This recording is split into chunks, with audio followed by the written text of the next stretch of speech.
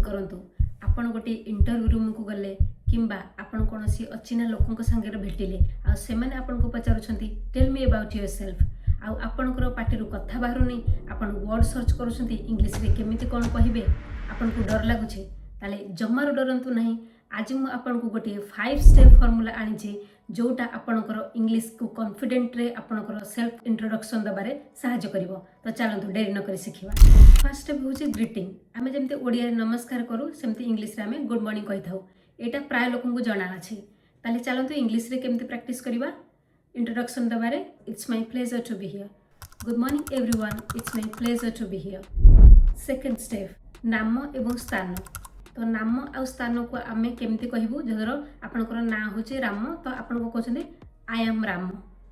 तो सेटा इंग्लिश रे न कहि कि आपन माय नेम इज कहंतु सेटा मोर प्रोफेशनल साउंड करे। तो instead of I am Ram my self Ram एमती न कहि कि माय नेम इज राम एमती कहंतु एटा बहुत साउंड करिवो नेचुरल। आउ जेमती स्थान जदि आपन भुवनेश्वर रहउछंती कि बा कंटक रे रहउछंती ताले कहि परिबे my name is Ram I live in Bhubaneswar एमती कहि परिबे। जदि आपन ओडिसा बाहर रहउछंती ताले आपन कहिबे I am from Odisha. My name is Ram I am from Odisha. तो इंग्लिश रे मोर इंप्रेसिव वे रे आपन केमती कहिबे my name is Ram I come from the beautiful state of Odisha. I come from the beautiful state of Odisha.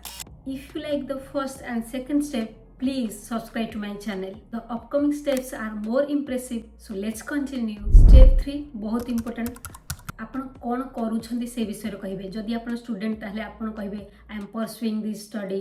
आ जदि आपण काम करूछंती ताले आपण कहिबे I work as a doctor. Student माने हितले आपण कहि परिबे I am currently pursuing my degree in arts from Ravenshaw University. मु आगुर जेमति कहितली आपण जदि प्रोफेशनल अछंती माने जने डॉक्टर की इंजीनियर ताले आपण केमति कहिबे वर्क लगे कि I work as a engineer in private company. I work as a doctor in private medical sector. Fourth step is personality. So before moving further please hit the like button now. तो जेमिति मु कहली step 4 टा personality. Personality माने आपनकर जो दक्षता अछि। जदि आपण फुटबॉल पसंद करंती किंबा बुक रीडिंग करबा को पसंद करंती या क्रिकेट पसंद करंती जोटा आपनकर हॉबी या पसंद सेटा पे आपण कहि परिबे। तो चलंतु देखिबा एग्जांपल। आपण जदि इंट्रोडक्शन दोचंती I like cricket, I like to study books, I like to study novels, I like to listen music एमिति कहउचंती किंतु एटा बहुत सिंपल वे रे। तो इंप्रेसिव साउंड करबा को आपण केमिति कहि परिबे आई लाइक के जगह रे आपण आई एम पैशनेट कहि परिबे। Apart from my study I am passionate about photography and love learning new things. Step 5 होची क्लोजिंग सेंटेंस। आपण इंटरव्यू रे आपनकर इंट्रोडक्शन दे साला परे आपण शेष रे कोन कहिबे जानु नाहंती चुपचाप हे ठिया होछंती तो एटा गोटे बैड इंप्रेशन पकई थाए।